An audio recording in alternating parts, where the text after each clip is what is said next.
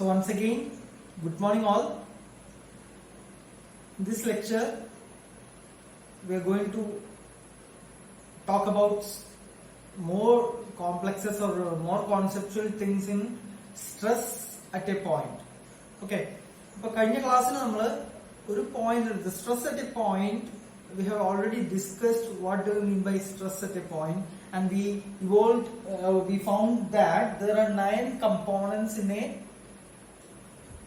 point regarding the stress. 9 components in the stress, and in that there are 3 normal components: sigma xx, sigma yy, sigma zz, and 6 shear components. Okay. Now, in this class, we will see the concepts like point base stresses. This is point O. Okay. This is point O. This O is the point develop length, breadth, height. That is planes planes develop. Okay, directions develop. Okay, so I am doing that, right? Now, I have a rectangular structure, a cuboidal structure. So, in this structure, depending on your stress, it depends on plane and direction. So, there are develop planes in there are 6 planes. This positive x plane, this negative x plane, positive y plane, negative y plane, positive z plane, and this is negative z plane. This develop. Again, all planes 3 directions stresses. In this case, this is positive x plane. This positive x plane is positive x direction stress. That is sigma xx. That positive x plane y direction. That is surface parallel to shear. Okay, point stress at a point plane. Okay, but tau xy, this is tau xz. That is negative phase. Okay, this explain is negative explain. This point is opposite direction. That is negative minus sigma xx. This is the direction. This is the negative explain this direction. This is tau xy tau xy tau xz direction direction. Okay, this is explain negative explain. Adepole y plane negative y plane. Y plane the sigma yy negative y plane adilekana sigma yy. Okay. Adepole tau yz tau yx positive z x plane negative. Similarly, we z plane so, ഒരു പോയിന്റിൽ 9 ഉണ്ടെങ്കിൽ ഇങ്ങനെ rectangular കോമ്പോണന്റ്സിൽ അതിന്റെ ഇരട്ടി ഉണ്ടാവും. കാരണം നമ്മുടെ 6 planes ഉണ്ട്, മറ്റേത് 3 plane x y z plane ഉണ്ടായിരുന്നുള്ളൂ. ഓക്കെ, അപ്പൊ ഇനി നമ്മൾ ചെയ്യാൻ പോകുന്നത് ഇങ്ങനെ ഒരു അനാലിസിസ് ആണ്. ഈ ഒരു സ്ട്രെസ്സിൽ തന്നെ അല്ലെങ്കിൽ ഈ ഒരു മോഡലില് നമ്മൾ ഒരു റെക്ടാങ്കുലർ പ്ലെയിനിൽ നമ്മൾക്ക് ഇത്രയും സ്ട്രെസ്സസ് വരുന്നു എന്ന് മനസ്സിലായി. ഓക്കെ, ഇനി അടുത്തത് എന്റെ കോൺസെപ്റ്റ് എന്ന് പറയുന്നത് പ്ലെയിൻ സ്ട്രെസ്. പ്ലെയിൻ സ്ട്രെസ് എന്ന് പറഞ്ഞാൽ എന്താ?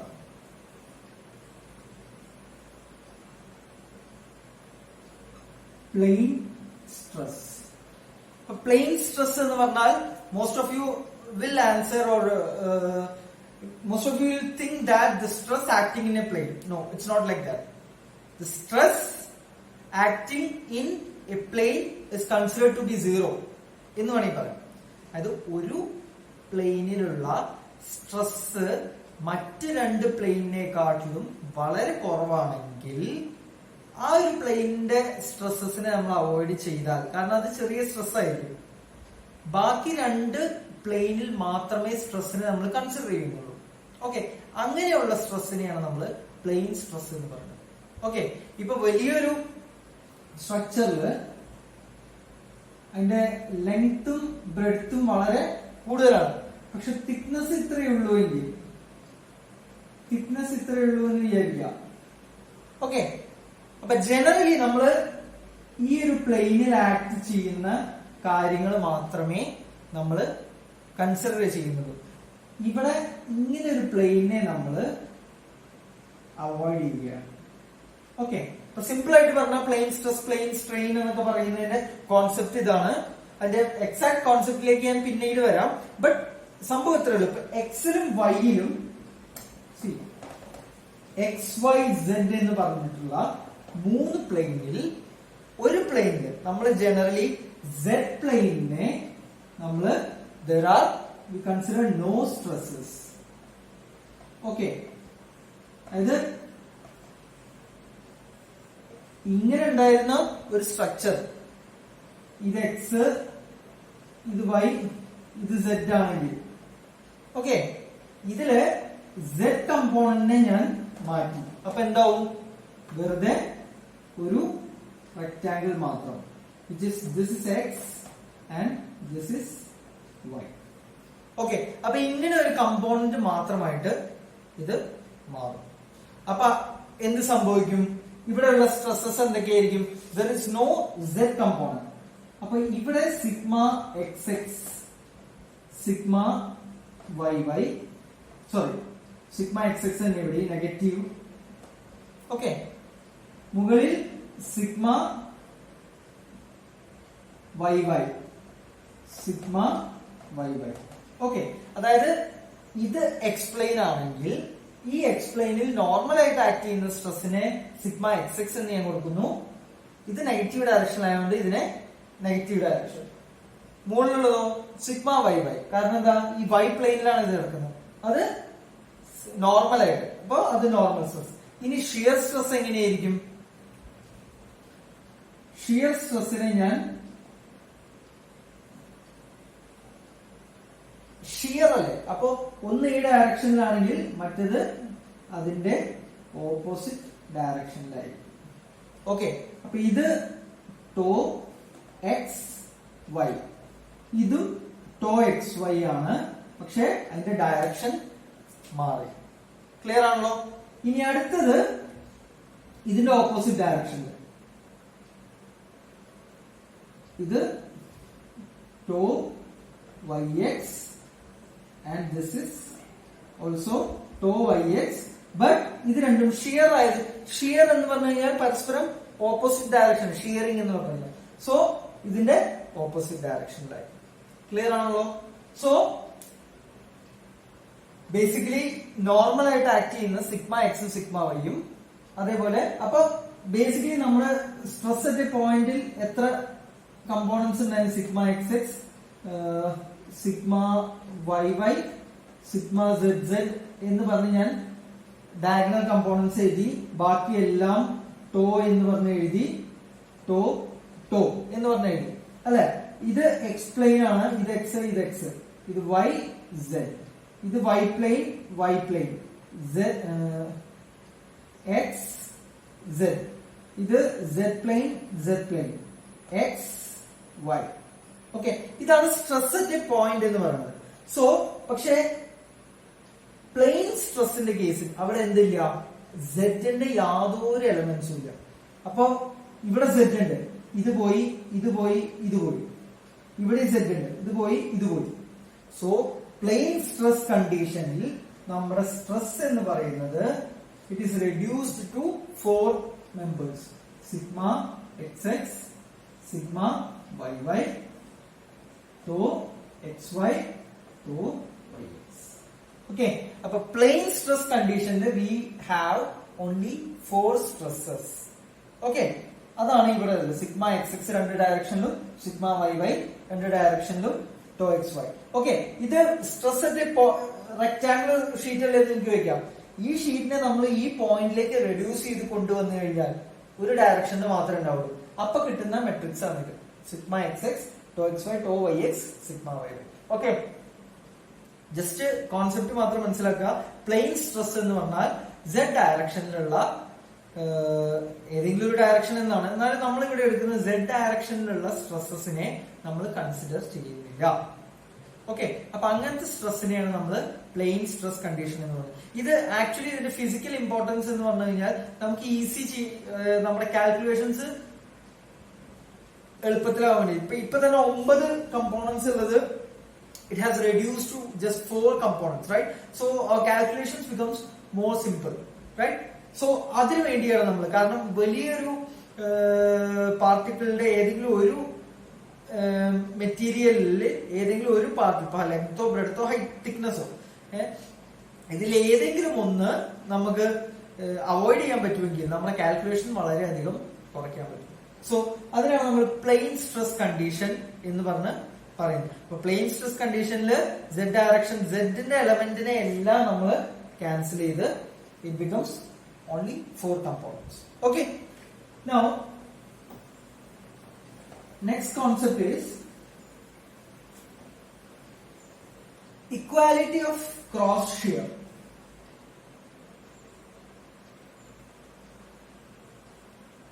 Equality of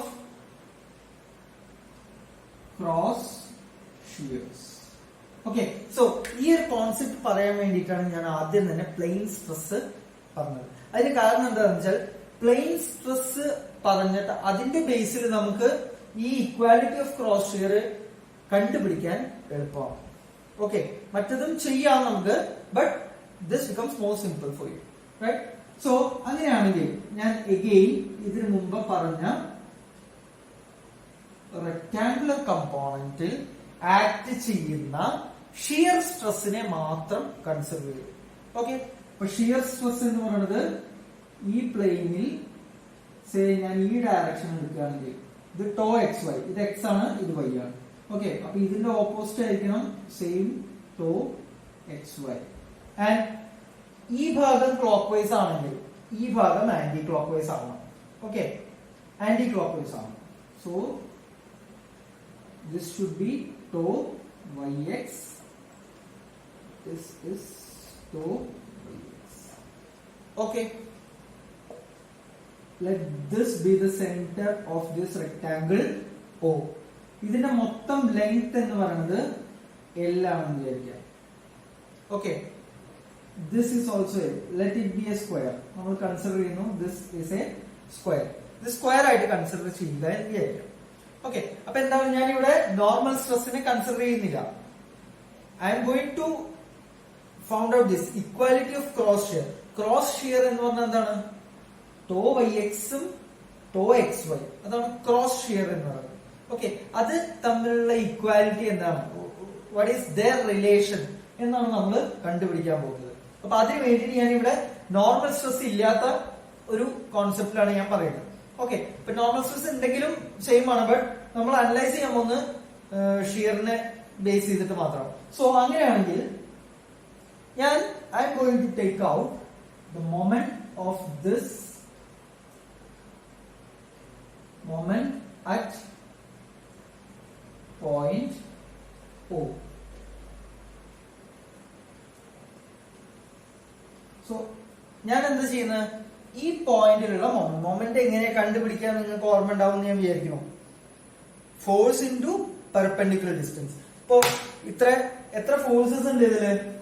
1 2 3 4 4 ഫോഴ്സസ് ഉണ്ട്. ഓക്കെ, അപ്പോ ഓരോരോ ഫോഴ്സസ് ആയിട്ട് നമ്മൾ എടുക്കാം. ഫോഴ്സ് ഇൻറ്റു ഡിസ്റ്റൻസ്, നമ്മൾ we are considering this as equilibrium. Point O, അതായത് ഇക്വിലിബ്രിയം കണ്ടീഷനിൽ total moment sigma m equal to 0 എന്ന് നമുക്കറിയാം. ടോട്ടൽ മൊമെന്റ് ഇക്വിലിബ്രിയം കണ്ടീഷനിൽ ഇസ് 0. ഓക്കെ, സോ അങ്ങനെയാണെങ്കിൽ ടോട്ടൽ മൊമെന്റ് ആദ്യത്തെ ഫോഴ്സ് കിട്ടും tau x y. Tau x y എന്ത് ഈ tau x y, this is one force. ഈ ഫോഴ്സ് ഇൻറ്റു ഡിസ്റ്റൻസ് എത്രയാ? മൊമെന്റ് എവിടെയാ എടുക്കുന്നത്? O. അപ്പോ ഇവിടെ നിന്ന് ഇതുവരെയുള്ള ഡിസ്റ്റൻസ് എത്രയാണ്? L/2. L/2. ഡയറക്ഷൻ എന്താണ്? Anti clock vice is taken as positive എന്ന് വിചാരിക്കാം. ആന്റി ക്ലോക്ക് വൈസ് പോസിറ്റീവ് ആയിട്ട് എടുക്കാം. ഓക്കെ, തിരിച്ചാലും കുഴപ്പമില്ല. നിങ്ങൾ മെക്കാനിക്സിൽ ഇങ്ങനെയാണ് പഠിച്ചതെന്ന് തോന്നുന്നു, അതുകൊണ്ട് ഞാൻ റിപ്പീറ്റ് ചെയ്യാം. So anti clock vice is taken as positive tau xy into L/2.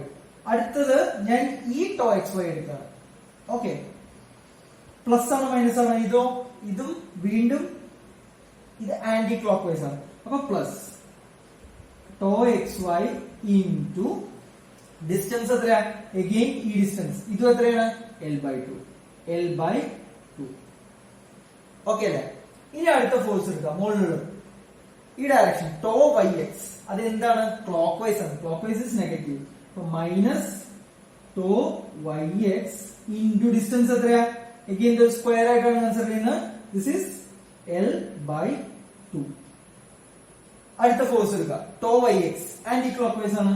Minus tau yx into L/2 തന്നെയാണ് ഡിസ്റ്റൻസ്. ക്ലിയർ ആണല്ലോ? അപ്പൊ ഇനി ഇതിനെ നമ്മൾ ഈക്വൽ ടു 0 ആണ്. Total moment is equal to 0 എന്നാണ് പറഞ്ഞിട്ട്. സോ ഇവിടെ L/2 ഈ മൊത്തം ടേമിനെ ഞാൻ ഇങ്ങോട്ട് കൊണ്ടുവന്നു. tau xy രണ്ടെണ്ണായി. 2 tau xy into L/2 രണ്ടിനെയും കൂട്ടിയപ്പോ ഈക്വൽ ടു ഇതിന് രണ്ടിനെ അങ്ങോട്ട് കൊണ്ടുപോയി 2 tau yx ഇൻറ്റു L/2. 2 പോയി L പോയി. അപ്പോ നമുക്ക് എന്ത് കിട്ടി? tau xy is equal to tau yx. This is what we have proved.